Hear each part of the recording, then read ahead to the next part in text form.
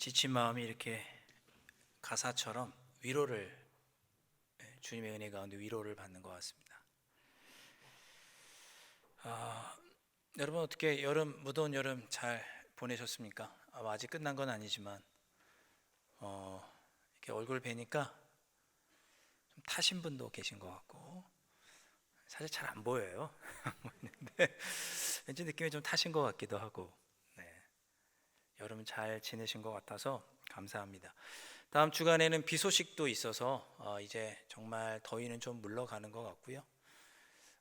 좀 여러분 무더위 좀 지나고 나면 여러분의 삶 속에 또 새로운 활력을 가지고 또 활기차게 지내실 수 있기를 바랍니다. 다들 여름에 휴가 다녀오셨을 텐데 휴가 후유증이 있습니다. 이런 말 들어보셨습니까? 휴가 후유증? 이제 좁은 좌석에 오래 앉거나 또는 이렇게 운전을 장시간 하다 보면 이제 피로가 누적이 돼서 이제 허리에 무리가 좀 가고, 그리고 목이나 또 목 근육 또 인대가 점점 이렇게 경직되고, 척추 디스크 내 압력이 증가해서 뭐 굉장히 무서운 병 같은데 결론적으로 온몸이 뻐근하다 이제 그러는 겁니다. 네. 목을 움직일 때마다 뻣뻣한 느낌과 동시에 통증이 발생하면 이게 휴가 후유증이다 이렇게 부른다고 합니다. 평소에 좀 이렇게 좀 어깨나 이런 데가 뻐근하셨던 분들은 잘 살피셔야 되는데요. 이게 좀 길어지면 어깨나 이런 팔에 좀 이렇게 쩌릿한 느낌도 있고 또 디스크일 가능성도 있기 때문에 조심하라고 꼭 병원에 가보라고 의사들은 조언을 합니다. 이런 것을 휴가 후유증이라고 합니다. 휴가 다녀서 이런 증세가 있으면. 근데 이렇게 휴가 후유증이 몸에만 나타나는 것이 아니라 우리 삶의 일상에도 나타납니다. 우리 흔히 월요병 이런 얘기 들어보셨죠? 주말을 잘 즐겁게 보내고 나면 월요일날 출근해서 일이 손에 안 잡히는 거예요. 뭔가 이렇게 마음이 어수선하고 일이 손에 잡히지 않을 때 월요병이라고 부릅니다. 휴가 후유증도 비슷합니다. 휴가 마치고 또 삶의 일상으로 복귀했는데 뭔가 일이 좀 잘 안 잡히고 싱숭생숭하고 그런 마음가짐을 가리켜서 휴가 후유증 이렇게 부릅니다. 어떤 목사님은 물론 우스갯소리신지 모르겠지만 월요병이나 또 이런 휴가 후유증은 다 일이 싫어서 생기는 병이 아니냐 이런 얘기도 하셨습니다. 뭐 공감할 수는 없지만 그렇게 얘기하시는 분 얘기도 들어봤습니다. 아무쪼록 여러분 무더운 여름 끝까지 잘 견디시고 충분히 휴식을 취하신 만큼 우리 가을부터 또 새 마음과 우리 신앙도 새롭게 마음가짐을 다잡으시고 활기차게 신앙생활하시는 여러분들 되실 수 있기를 주님의 이름으로 부탁을 드립니다. 자, 잘 쉬셨는데 성경에서 쉰다는 것은 매우 중요합니다. 딱 여러분 생각해 보셔도 창세기만 딱 떠올리셔도 우리 하나님께서 6일 동안 천지를 창조하시고 일곱째 날을 쉬셨습니다. 그날을 거룩하게 하시고 쉬셨습니다. 심지어 십계명 안에 이 일곱째 날 안식일을 거룩하게 지키고 이날을 안식하지 않으면 처벌을 하도록 그렇게 하나님께서 직접 지정하셨습니다. 쉰다는 말은 열심히 일하는 것이 전제가 되는 거죠. 일한 다음에 쉬는 거니까요. 하나님께서는 6일 동안 열심히 일하시고 일곱째 날 쉬셨습니다. 그런데 고대 역사를 보면 일하는 것을, 이 쉼이라는 것이 중요하지만 그래도 역시 일이 전제되는 것인데 일을 천시했던 그런 흐름을 보였던 역사도 있습니다. 고대 그리스도인들은 일하는 것을 저주라고 표현했습니다. 일이라고 하는 건 저주다. 육체의 노동은 저주다. 시인 호메로스는 신이 인간을 미워해서 인간에게 앙심을 품고 인간을 골탕 먹이려고 우리에게 준 것이 일이다 이렇게 표현하기도 했고, 아리스토텔레스는 뭐라고 말했는가? 일은 노예들에게 맡겨야 한다. 일은 돈을 벌거나 지키는 일에 평생을 소모하는 것은 저급한 인간들이 하는 것이다 이런 표현을 했습니다. 우리가 고상하게 살려면 적절하게 잘 쉬어야 된다. 그러니까 쉼이 없이 살아가는 삶은 인간답지 못하다라고 말하면서 일을 천시하는 그런 경향을 보였습니다. 반면에 중세 시대에는 오히려 쉬는 것을 천대했습니다. 중세 시대에는 육체적인 일은 저속하게 보았고 여전히 명상이나 종교 생활에 관련된 일만 고상하게 여겼습니다. 그리고 그 가운데 일을 한 뒤에 쉬는 것은 종교 생활에 방해가 되고 금욕적인 생활을 하는데 방해가 되니까 쉬며서는 안 된다. 쉬는 것은 나쁜 것이다. 그렇게 여겼습니다. 중세 시대 때는 쉼을 안 좋게 보았죠. 그러다가 우리 종교 개혁자들은 일과 쉼을 이제 균형 있게 조화롭게 보았습니다. 종교 개혁자들은 직업을 하나님께서 주신 성직이요 소명이라고 가르쳤습니다. 우리가 일평생 살아가는 동안 하나님을 영화롭게 하며 하나님께 영광을 돌리는 삶을 살아가야 하는데, 그런 삶을 살아가도록 우리에게 주신 삶의 도구가 직업이라고 생각을 했습니다. 그래서 목사만, 주교나 신부만 성직자가 아니고 이 땅의 모든 사람은 성직자다.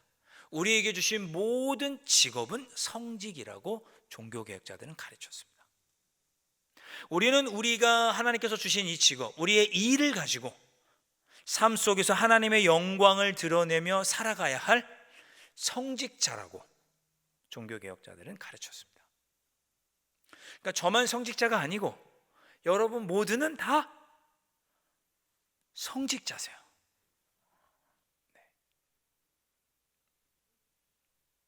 주부는 주부로서의 일을 통해서 하나님께 영광을 돌리도록 부르셨고, 학생은 학생으로서의 본분을 다함으로 하나님께 영광을 돌리도록 부르셨습니다.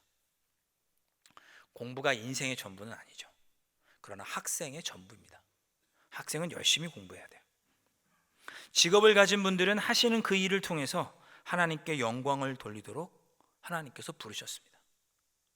내가 하는 일은 성직이다. 이 일을 통해서 하나님께 영광 올려드려야 된다. 나는 성직자다. 이러하게 종교개혁자들은 가르쳤습니다. 일이 참 소중하다. 일이 참 소중하다. 성경은 일이 얼마나 중요한지, 그 일을 통해서 하나님은 영광 받기를 원하신다는 것, 우리의 직업은 하나님의 영광을 드러내는 소중한 도구라고 성경은 가르치고 있습니다. 그와 더불어서 쉬는 것도 참 중요하다는 거죠. 쉬는 것도 참 중요하다는 거죠. 인간은 자신의 직업을 가지고 삶 속에서 하나님의 영광을 온전히 드러내면서 살아야 하는데, 더불어서 쉬는 것도, 안식을 하는 것도 그리스도인들이 반드시 누려야 할 궁극적인 신앙의 소망입니다. 사도 바울은 이 쉼에 대해서 이렇게 고백을 했습니다. 디모데후서 4장 7절과 8절 말씀에 보면 사도 바울은 이렇게 고백합니다. 나는 선한 싸움을 싸우고 나의 달려갈 길을 마치고 믿음을 지켰으니 이제후로는 나를 위하여 의의 면류관이 예비되었으므로. 이렇게 고백을 하죠. 바울은 자신의 삶을 평가하기를 나는 복음을 증거하는 이 일, 선한 싸움을 싸우고 나의 달려갈 길을 최선을 다해서 달렸다라고 그가 평가합니다. 우리가 새벽기도 시간에 사도행전 말씀을 쭉 보고 있는데, 사도행전을 보면 사도 바울이 얼마나 열심히 복음을 증거했는지 모릅니다. 생명을 잃을 것을 뻔히 알면서, 예루살렘에 가면 죽을 것을 뻔히 알면서도 나에게 맡겨주신 복음 증거의 사명을 감당하기 위해서 나는 기꺼이 가겠노라고 고백하고 예루살렘으로 갑니다. 그뿐만이 아니라 여러 가지 생명의 위협뿐만 아니라 여러 가지 고난, 매를 맞고 파선을 당하고 여러 가지 어려움들을 그가 복음을 증거하는 동안에 겪지만, 그는 복음을 증거하는 일을 결코 소홀히 한 적이 없었습니다. 최선을 다해서 맡겨주신 복음 증거의 직분, 그 사명을 그가 감당했습니다. 나는 선한 싸움을 싸우고 나의 달려갈 길을 마치고 믿음을 지켰으니, 나는 내가 할 일을 최선을 다해서 했다, 이렇게 고백한 것이죠. 그리고 나서 8절에 이제 나는 쉬기를 원한다라고 그의 마음을 고백한 것입니다. 이제후로는 나를 위하여 의의 면류관이 저 하늘에 예비되어 있으므로. 이 땅에서 복음을 전하는 모든 일을 다 마친 후에 내가 저 하늘에서 나에게 주신 모든 사명을 최선을 다해 감당한 후에는 내가 온전한 쉼을 누리게 될 것이다. 그것을 내가 소망한다 라고 말하면서 자신의 삶에 최선을 다해서 일한 것과 더불어 내가 쉬게 될 것을 그가 소망합니다. 열심히 일하고 쉬는 것 중요합니다. 오늘 예수님께서도 우리들에게 쉼의 자리로 초대하시죠. 여러분, 사복음서를 보시면 예수님께서 정말 치열하게 사셨다는 걸 여러분이 아실 수 있습니다. 사복음서를 쭉 보면 예수님께서 십자가에 달려 돌아가 죽으시는 그 고난 주간 그 기간에만 열심히 사시고 고난 받으신 것이 아니라 평소에 예수님께서 노숙하시고 먹을 것도 없으셨고 돈도 없으셨다는 것을 알 수 있습니다. 여러 사람들을 먹여야 되는데 누가 물고기 2마리, 보리떡 5개 갖다 주지 않았으면 5천 명을 먹이는 기족도 없었을 거예요. 그것도 없으셨던 거예요. 돈도 없으셨고. 마태복음에 보면 예수님은 자신의 처지를 이렇게 표현하셨습니다. 여우도 굴이 있고 공중의 새도 거처가 있지만 예수님은 자신의 머리 둘 곳도 없다. 그렇게 말씀하실 정도로 치열하게 사셨습니다.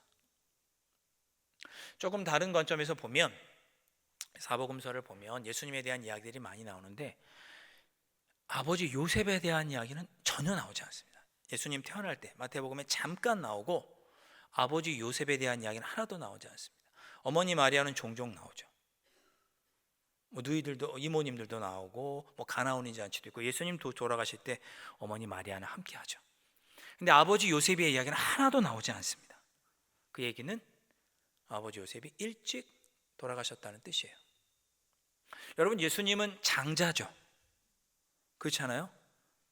요셉과 마리아가 결혼하기도 전에 성령으로 잉태했으니 첫째 아들이 예수님이죠. 예수님은 장자예요. 아버지가 일찍 돌아가셨으면 가족은 누가 돌봐야 했을까요? 예수님이죠. 예수님이 돌봐야 하셨어요.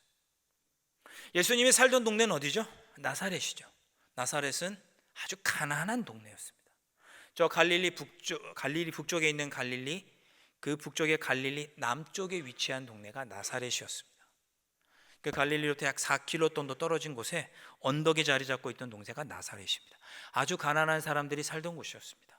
그 앞에 갈릴리 북서쪽에는 북서쪽에는 유명한 휴양지, 부유한 사람들이 살고 있는 곳이 있었습니다.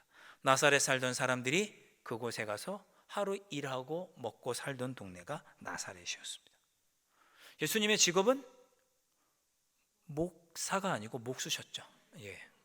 예수님 목수셨어요. 멋있게 큰 집을 짓고 멋있는 가구를 짓는 그런 목수가 아니었고, 작은 연장통에 망치 놓고 다니시면서 혹시 그 집에 의자가 삐뚤어졌으면 툭탁툭탁 고쳐주시고, 식탁이 좀 이렇게 부러졌으면 뚝딱뚝딱 고쳐주시는 일하면서 생계를 유지하셨던 직업이 목수입니다. 예수님은 어려운 중에도 어머니와 온 가족들을 돌보기 위해서 홀어머니와 동생들을 챙기시면서 아주 치열하게 사셨습니다. 아주 열심히 사셨어요. 예수님은 열심히 일하셨어요. 공생애 이전에도 열심히 사셨고 공생애 기간 3년에도 아주 처절하게 치열하게 사셨습니다. 그런 예수님께서 오늘 그렇게 열심을 다해 사셨던 예수님께서 쉼의 자리로 초청하시는 거예요. 수고하고 무거운 짐진 자들아 다 내게로 오라. 내가 너희를 쉬게 하리라. 예수님은 우리가 얼마나 치열하게 사는지, 우리가 얼마나 수고하고 무거운 짐을 지고 있는지 너무나 잘 아세요. 신이기 때문에도 잘 아시지만 예수님도 그렇게 사셨기 때문에 우리가 얼마나 하루하루 힘들고 지치고 무거운 짐을 갖고 가는지 잘 아세요. 그런 우리를 예수님께서 부르시는 거예요. 내가 너희를 쉬게 할 터이니 수고하고 무거운 짐진 자들아 나에게 오라. 내가 너희를 쉬게 하리라. 사랑하는 성도 여러분, 우리는 열심히 일하고 열심히 삽니다. 예수님까지는 알지 몰라도 우리는 정말 예수님처럼 열심히 일하고 열심히 삽니다. 하루하루 지치고 힘든 일도 많고, 직장도 힘들고, 가정 상황도 힘들고, 사람들과의 관계도 힘들고, 우리의 계획들은 앞이 보이지 않고 수고하고 무거운 짐진 채 우리는 그렇게 살아갑니다. 그래서 주님께 엎드리죠. 주님, 전능하신 손으로 저를 붙잡아 주시고 선한 길로 인도하여 달라고 주님을 의지하며 주님께 매달리죠. 그래도 주님의 은혜로 이만큼 우리가 살아오고 있습니다. 수고하고 무거운 짐진 자들, 우리 주님은 우리에게 쉼을 주시겠다고 약속해 주십니다. 여러분, 쉼은 중요한 거라고 말씀드렸잖아요.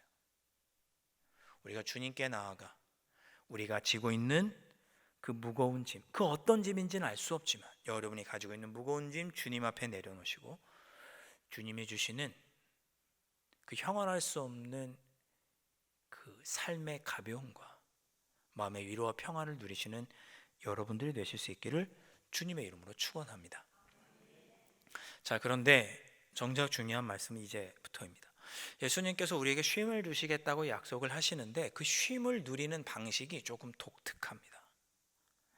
오늘 29절 30절 말씀을 제가 다시 한번 읽어보겠습니다. 나는 마음이 온유하고 겸손하니 나의 멍에를 메고 내게 배우라. 그리하면 너희 마음이 쉼을 얻으리니 이는 내 멍에는 쉽고 내 짐은 가벼움이라 하시니라. 이 멍에가 뭔가? 예수님께서 멍에를 메고 내게 배우라, 무거운 그 짐을 지고 나오라, 이렇게 말씀을 하시잖아요. 멍에를 메라고 말씀해요. 멍에는 뭔가요? 짐승들이 이렇게 멍에를 매므로써 더 잘 수고하고 무거운 짐을 잘 지도록 동물에게 이렇게 지우는 것이 멍에죠. 우리가 쉬려면, 주님 앞에서 주님이 주시는 위로를 누리려면 우리가 다 내려놓고 그냥 편히 쉬어야 될 것 같은데, 주님은 그런 방식으로 우리가 쉼을 누리는 것이 아니라 오히려 주님이 주시는 주님의 멍에를 메고 배울 때 우리가 쉼을 누릴 수 있다라고 말씀하시는 겁니다. 내 마음속에 내가 지치고 삶의 많은 짐들과 무거움과 마음의 걱정 근심들을 내려놓고 주님께 쉬고 싶을 때, 아무것도 하지 않고 그냥 쉬는 것, 주님 전에 나오지 않고 그냥 쉬는 것, 말씀도 읽지 않고 기도도 하지 않고 그냥 쉬는 것이 아니라 주님의 뜻이 무엇인지를 깨달아 그 뜻을 알고 배울 때, 주님이 주시는 멍에를 맬 때 우리가 참된 쉼을 누릴 수 있다고 예수님께서 말씀하십니다. 주님이 주시는 멍에가 무엇입니까? 학자들은 말하기를 주님이 주시는 그 가르침, 주님의 뜻, 그것이 주님이 주시는 멍에고 그 주님의 말씀 뜻대로 살아가는 것이 멍에를 메는 것이다라고 한결같이 말합니다. 참 신기하죠? 그냥 지치고 힘들어서 다 쉬고 싶은데, 봉사하는 것도 잠깐 쉬고 싶고, 코로나와 여러 가지 질병으로 잠깐 주님 전에 나오는 일도 좀 쉬고 싶은데, 그것이 아니라 주님의 뜻이 무엇인지도 알고 주님의 뜻이 무엇인지 알아 그 뜻대로 더 살려고 애쓰고 주님 전에 나와 주님의 성전에서 봉사하고 주님의 뜻을 알아갈 때 오히려 우리가 참된 쉼을 누릴 수 있다고 주님께서 아주 역설적인 말씀을 해주시는 거죠.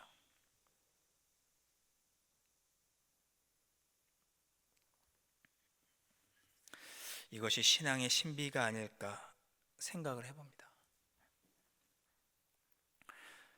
제가 종종 여러 번 말씀을 드렸던 것 같아요. 저는 은혜가 뭡니까? 라고 누가 저에게 물으시면 여러 가지 대답을 할 수 있을 거예요. 은혜가 무엇입니까? 라고 물으면 저는 하나님을 깨닫는 것이 은혜입니다, 이렇게 말합니다. 왜냐하면 우리는 은혜가 우리의 삶이 좋아지고 우리의 삶이 호전되고 좋은 상황이 될 때 은혜 받았다라고도 표현하지만, 우리가 지치고 힘들고 어려울 때도 은혜 받았다라는 표현을 하거든요. 하나님이 나와 함께 계시다는 것을, 나와 늘 함께 계시다는 것을, 그런 하나님을 깨달아 알 때 우리는 은혜 받았다 이런 표현을 할 수 있습니다. 그래도 누가 저에게 물어보면 은혜는 하나님을 깨닫는 것입니다, 하나님을 아는 것입니다, 이렇게 말씀을 드립니다. 그렇게 우리가 좋을 때도 힘들 때도 지치고 수고롭고 무거운 짐을 지고 있을 때도 하나님을 아는 그 순간, 그 은혜를 누리는 순간 우리에게 찾아오는 것이 뭐냐? 쉼입니다. 위로고 평안입니다.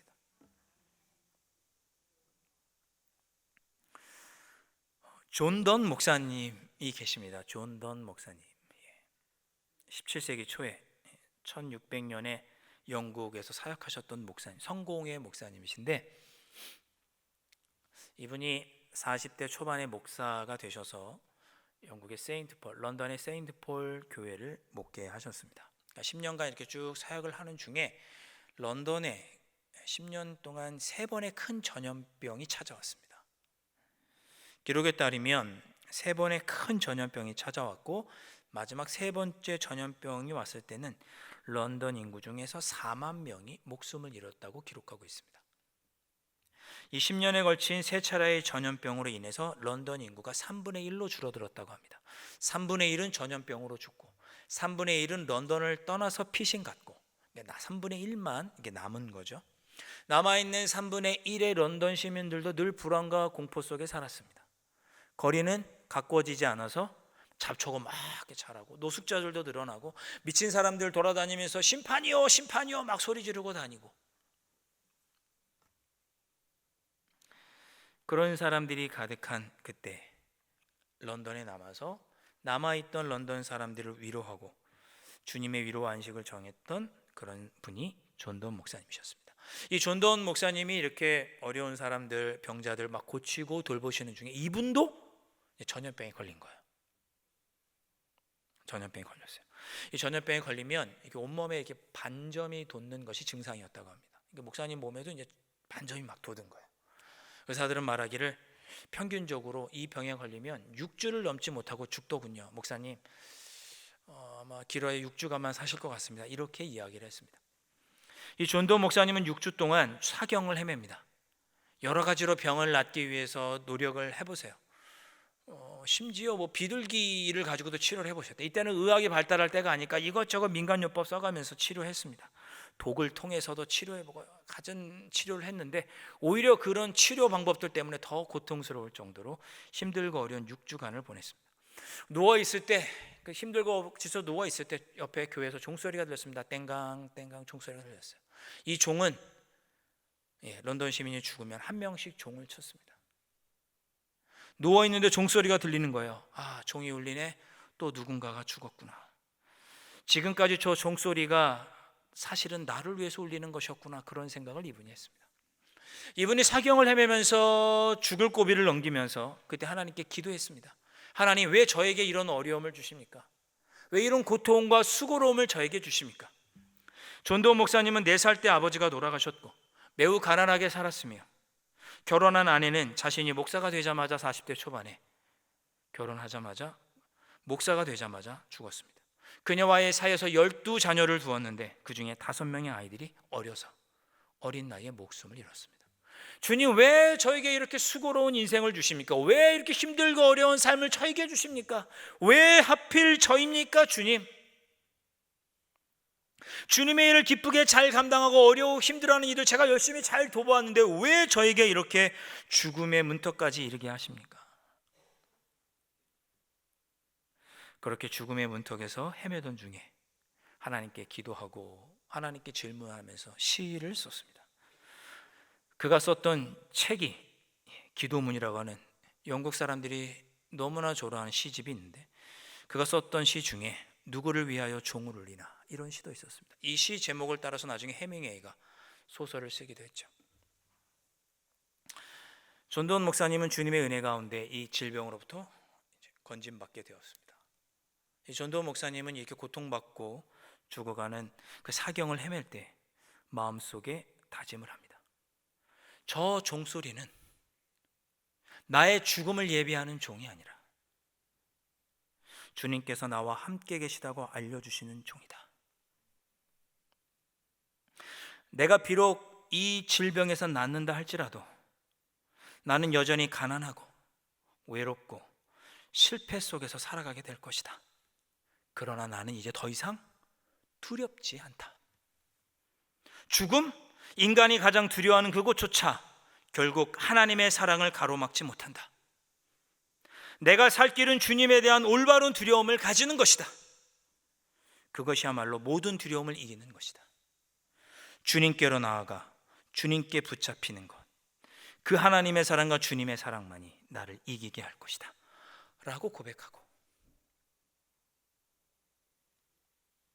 존돈 목사님은 그 어려움과 고난의 시간 속에서도 평안을 누리며 누구를 위하여 종을 울리나 시를 지었습니다. 누구를 위하여 종이 울리나 알고자 사람을 보내지 말라. 종은 그대를 위하여 울린다. 삶의 희망과 용기를 가지고 그 시의 마지막에 이렇게 기록했습니다. 사랑하는 성도 여러분, 우리 모두 주님께서 맡겨주신 일을 감당하며 또 우리의 삶의 자리에서 주님이 주신 직업과 생업을 가지고 최선을 다해 살아갈 것입니다.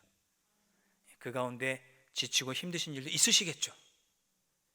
주님께서는 우리에게 쉼을 주시겠다고 지치고 상한 우리를 주님께로 초대하십니다. 그저 아무것도 하지 않고 쉬는 그런 쉼이 아니고 주님의 뜻이 무엇인지 더 알고 주님께로 더 나아가서 고난 중에도 주님만이 나의 유일한 두려움을 이길 힘과 능력이 되신 것을 고백할 때, 주님이 계시다는 것을 우리가 깨닫는 그 은혜를 누릴 때, 우리는 그 놀라운 신비, 형언할 수 없는 하늘의 쉼을 누리며 고난과 어려움 중에도 주님이 주신 위로 가운데 새 힘을 얻고 우리의 삶의 자리에서 한 걸음 더 나아가는 삶을 살아갈 수 있게 될 것입니다. 오늘 그 쉼의 자리로 우리 주님께서 우리를 초대하고 계심을 기억하시고, 다 내려놓지 마시고, 이럴 때일수록 더욱더 힘들고 지치고 어려울수록 더욱더 주님의 뜻을 사모하시고, 주님의 몸된 교회에 나와 주님의 몸된 교회에서 함께 기도하고 예배드리고 섬기시면서 그 가운데 우리에게 주시는 주님의 위로로 새 힘을 얻고 한 걸음 더 나아가시는 여러분들 되실 수 있기를 주님의 이름으로 축복합니다. 기도하겠습니다.